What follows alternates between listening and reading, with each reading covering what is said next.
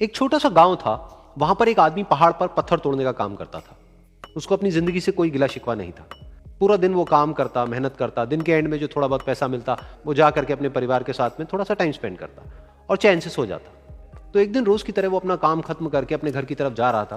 तो रास्ते में चलते चलते उसके मन में एक ख्याल आया कि ये भी कोई जिंदगी है कि सुबह से शाम तक मैं पत्थर तोड़ने का काम करता हूं और एंड में मेरे को थोड़े से पैसे मिलते हैं जिसमें मुश्किल से मेरा और मेरे परिवार का गुजारा हो पाता है।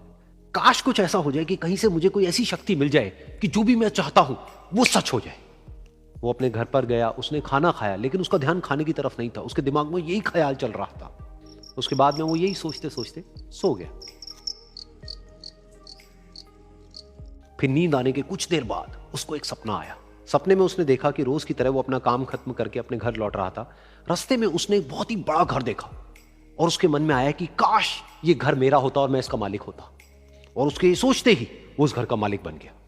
उसको यकीन ही नहीं हो रहा था कि जो उसने सोचा वो बन चुका है।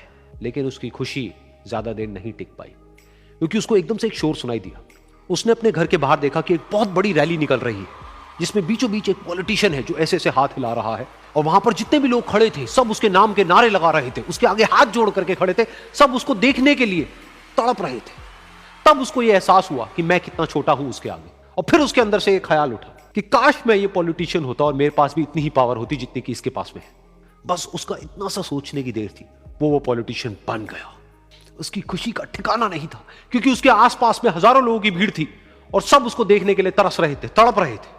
लेकिन उसकी ये खुशी भी ज्यादा देर नहीं टिक पाई। धूप बहुत ही तेज थी और उस पॉलिटिशियन को आदत नहीं थी इतनी गर्मी में रहने की। तो उस धूप की वजह से उसको चक्कर आ गए और वो बेहोश होकर के गिर गया। फिर उसको एहसास हुआ कि ये पॉलिटिशियन सबसे ताकतवर नहीं है, ये जो सूरज है ये सबसे ताकतवर है। और उसके मन में आया कि काश मैं ये सूरज बन जाऊं तो मेरे आगे कोई नहीं टिक पाएगा। और उसका इतना सा सोचने की देर थी और वो सूरज बन गया। और वो खुशी से पागल हो गया, क्योंकि पूरी दुनिया को वो ही रोशन कर रहा था और पूरी दुनिया में ऐसा कोई नहीं था जो कि उसकी रोशनी को रोक सके। लेकिन उसकी ये खुशी भी ज्यादा देर टिक नहीं पाई, क्योंकि कुछ ही देर बाद आसमान में कुछ काले बादल आए जिन्होंने कि उस सूरज की रोशनी को रोक दिया। फिर उसको यह एहसास हुआ कि इस दुनिया में ऐसा भी कोई है जिसमें दम है उसकी रोशनी को रोकने का।